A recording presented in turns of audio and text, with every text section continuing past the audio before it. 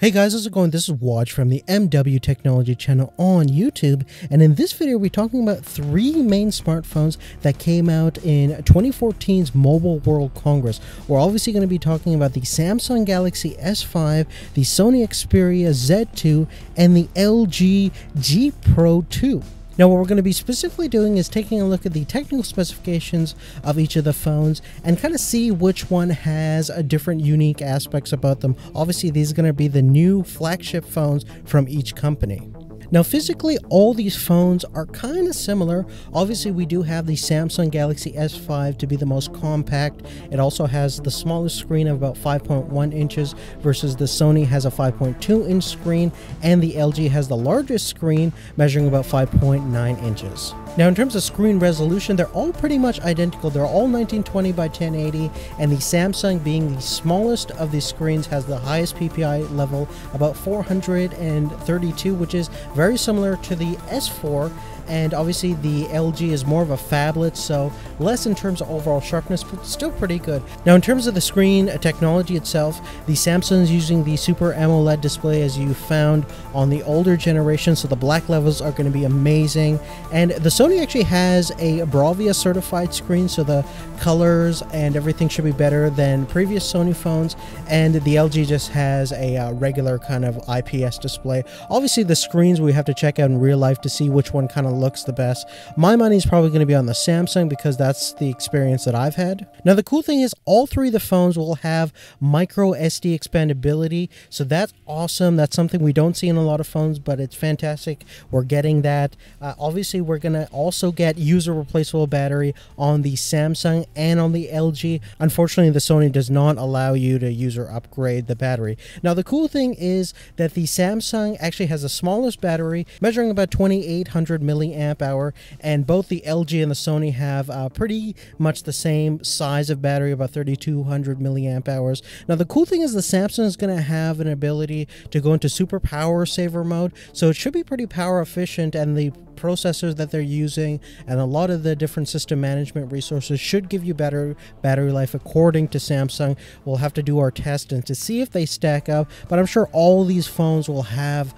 great battery life, probably more like 10 to 12 hours, but again we'll have to see when they finally get released. Now the Samsung Galaxy S5 actually comes with a 2.5 GHz Qualcomm Snapdragon 800 chip, which is clocked in about 2.5 GHz, should be pretty fast. The Sony comes with a 2.3 gigahertz Qualcomm chip as well, and the LG comes with a 2.2 gigahertz chip also from Qualcomm. Now taking a look at the RAM, both the LG and the Sony have 3 gigs of RAM versus the Samsung has 2 gigs, so we'll see how that kind of works out in terms of multitasking. I'm sure it's great. My Samsung Galaxy S4 didn't really have too many problems with 2 gigs of RAM, but it's always nice to have more. Now looking at the rear-facing cameras, they all have LED flash and optical stabilization. In terms of sheer resolution, the Sony has the most of about 20.7 megapixels. That's pretty insane. And then the Samsung has 16 and the LG has 13 megapixels. They all have around a 2 megapixel front-facing camera. And the big thing obviously this year is going to be 4K, and they all can do 4K video, which is pretty insane, and we should see some decent frame rates from that. Of course, we're going to have to test out that 4K videos once these phones get released to the public. Now in terms of connectivity themselves, they all have NFC capabilities, they all have Bluetooth 4.0, and they all have AC Wi-Fi capabilities. We're finally seeing some nice AC products coming out of these modern day smartphones. And the cool thing is they're all running the latest Android 4.4, which should be good. Now in terms of some of the unique aspects of each of the phones, obviously the Samsung has a whole bunch, which we'll probably do in a more in-depth video, but it has, first of all, a fingerprint scanner, so something off the iPhone 5S. It also has a heart rate sensor, power saving mode, and as well as being water resistant, which is the IP67 certification. Now the Sony has an IP58 certification, which also means it's waterproof. It obviously has that Bravia screen technology,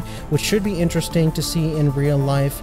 And the cool thing about the LG, it has some special back buttons which should allow some different functionality, and really all these phones have something unique to offer for each individual user depending upon what their needs are. So we're definitely excited to see what these phones are going to offer to the different people who are interested in upgrading their smartphones. But on that, guys, if you have any questions about anything I talked about, please make sure to leave it on a comment down below. Let me know which phone looks best to you in terms of specification and overall core features. I'm really excited to see what all these companies are going to come out with once these phones get released and once we get our hands on it. But on that, guys, please subscribe to Majid Sayed 2, and we'll see you later. Take care.